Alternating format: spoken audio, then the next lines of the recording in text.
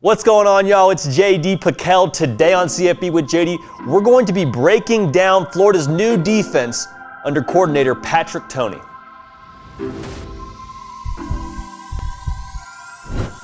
Welcome into CFB with JD, the people's channel for every single thing that you know and that you love about college football. It happens here, happens nearly every single day. So I encourage you, please subscribe to the channel so you can stay with everything that we're doing here. Gator fans, welcome to your new home for college football. Armstrong, Sims, Jet McKenzie, they drive the show and you drive the content, if that makes sense. So if you want to follow me on Twitter at JD Pickell, that's a really easy medium for you to help contribute to driving the show. We do polls, we do open-ended questions, we do snippets and play breakdowns like this. Anything that we do here, we usually tie in back there, or it comes from there, if that makes sense. So without further ado, Patrick Toney is someone that has a lot of people in Gainesville fired up because the defense is going to be exciting to watch. So what is he bringing to the table exactly? Well, he manned one of the best defenses a year ago in Louisiana under Coach Napier, and he's going to be calling the plays for the defense this season under the same guy. So what is he bringing to the table? What is this defense going to look like? Well, I'll show you.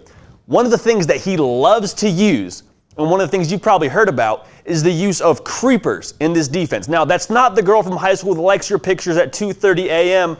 on Facebook. It is what he uses as essentially sneaky blitzers from a level that you wouldn't necessarily expect. Allow me to illustrate. Right here, this man is our creeper, right? Not really in blitz demeanor. I mean, he looks like he's man right here. Right here, he's going to essentially drop back so we're not sacrificing anything from a coverage standpoint. The whole benefit of creepers is you get a sneaky blitzer, but you don't lose anything on the back end because you're not having to necessarily drop less guys. And that's kind of the trade-off. With blitzes all the time, it is, hey, we're blitzing. It's high reward because we might get to the quarterback, but it's also high risk because we leave some of ourselves exposed coverage-wise. That's not the case here. So watch what happens. He's going to drop out and be our other coverage. He's coming right here for our blitz to make a big play. He's coming off the edge. He's back there. Perfect. We're back here in our zone. We have this taken care of with our other defensive backs. He's coming off the edge right here, not accounted for because the offensive line did not even consider him to be a risk to blitz because of his demeanor. We'll show you again. Right here, he's not blitz demeanor. He's man coverage. He's going to cover him. He's going to cover him, right? Wrong. Again, watch him come off the edge. Watch him drop back right away. Get to the quarterback. Uh-oh, he's uncomfortable. Perfect. Make an errant decision. Ball's on the ground. Get it. Swarm. All this speed, too. Another thing that Coach Toney wants to implement is a personnel that is going to be fast on the field to allow him to be flexible with where he can blitz from. In this creeper kind of personnel, you have essentially everybody but the field corner that is a possibility to blitz. So, allow me to illustrate again. This guy right here is our creeper. He looks like he's coming, right? Wrong. He's actually going to drop back. Well, Malik Willis, the quarterback right here, who's probably going to be one of the first, if not the first quarterback taken in this draft coming up, he's a pretty heady guy, so he right away is going to say, okay, he's probably coming, so I'm going to make sure I account for him. Blitz comes from elsewhere, makes him uncomfortable, comes from deep. Again, the line wasn't accounting for it, and he drops back into coverage. Malik Willis isn't really picking that up, so he's getting pressure. He's kind of got a little bit of a decision to make. He's running around, throws back across his body, but wait, who makes the interception? None other than our creeper, the guy who dropped back at the beginning of the snap. I'll show you again. He's going to run up here, drop back into the zone, and play kind of that deep hook right there. Boom, we're back. Nice, get set up. We're blitzing here. Didn't see it coming. Didn't see him at the last second. Turnover. Big time play for the Raging Cajuns. Going to be a lot of fun. There'll be a nice little Gator chomp, I would assume, after a lot of those interceptions this coming season in the swamp, but it's my own take. So, another thing that it forces you to do, it really forces the offensive line to be confused, and also it forces the quarterback to make quick decisions that they don't really want to make. Right here, we're showing like we're bringing six. I mean, he's coming. That's 6 men all right here. Look like they're coming. They're not all coming. He's actually going to drop. He's going to come up and flick. And so it just forces a bunch of misdirection. So this lineman, he says, okay, I got to try to find a way to block both of these guys. He engages right here, but this man right here is going to drop back and play sort of like a spy, if you will. He comes off the edge untouched and forces him into a throw he doesn't want to make. Boom. So right here, he's got someone coming. Malik Willis hasn't even really had time to process the defense, so he's got to get rid of it. We're back. Boom. Coming in hot. Ball's got to be out because he thinks he's about to get just absolutely killed.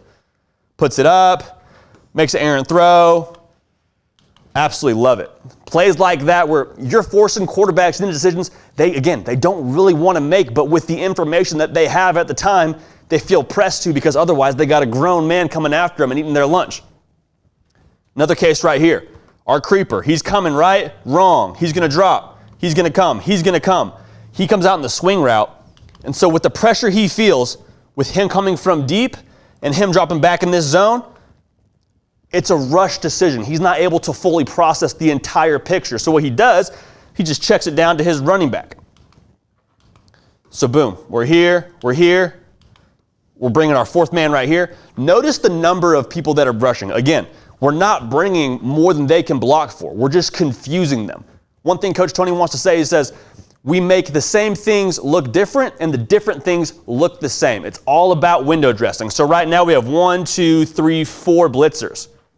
That's not even really a blitz. When you got 5 guys on your offensive line, in theory, you shouldn't get there. But the deception, the misdirection, the linebacker coming from deep, that forces this quarterback to panic. He gets out, he's in his zone, he's coming deep, get knocked off your block, son. Drops back in his coverage right here. Again, he's coming from deep, he's on the swing route. He thinks, okay, I got a blitz coming. So as a quarterback, I'm supposed to throw into the blitz, right? Well, blitz came from depth. He actually just dropped. So right here, he's thinking, okay, blitzer's coming. That means my swing route's going to be open. He's not even thinking about him coming. Comes deep, right there. Drop it off. Don't think about the zone. Unfortunately, you threw into where you thought the blitz was coming from, and it actually didn't come from. 3rd and 6, you're not picking that up, and you've got your quarterback making a bad decision, getting his running back killed. Another thing that the creeper blitzes allow you to do is make this group up front paranoid. So right here, we're going to play it for a second. You're going to see a pair of legs coming to the bottom of the screen. Right here. So he is making this whole group worried because they've seen in this game, hey, if they bring that guy down here, he's a liability to come off the edge and blitz. So what the offensive line's going to do, especially this guard and this tackle, is do what's called a fan, meaning they are going to essentially favor one side of the protection to try and protect their quarterback. So they're going to fan out here, they're going to fan out here. What happens, though, is he has the ability to green dog. What does green dog mean? It means if this running back doesn't come out for a route and he just comes in to pass protect, we have the green light to get after him.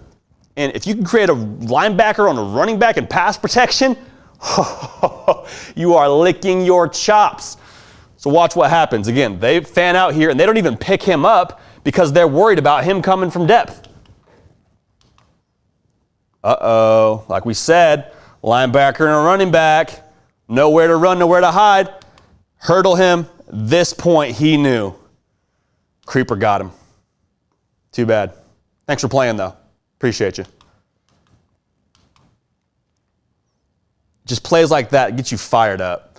There's so much about this defense that is so difficult to account for. Again, there's misdirection from the back end. You can literally blitz anybody but a field corner because it's too far to come from. But, I mean, again, you want that linebacker to come, you're good to go. They think that this nickelback's going to come, you're good to go. And because of the personnel, because of how many defensive backs they play, and because of the fast linebackers they recruit, and they're going to continue to recruit in Gainesville, I mean, it is going to be a sack party down there in the swamp each and every Saturday. This defense right here, the Raging Cajuns, top 5 in the country in terms of forcing turnovers.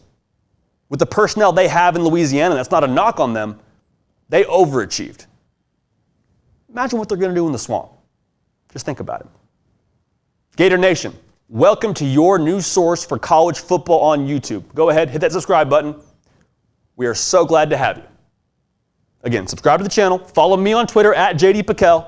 Tell us what you want to hear. Tell us what you want to see. We're going to make it happen for you. We're going to keep the party rolling. We will see y'all next time.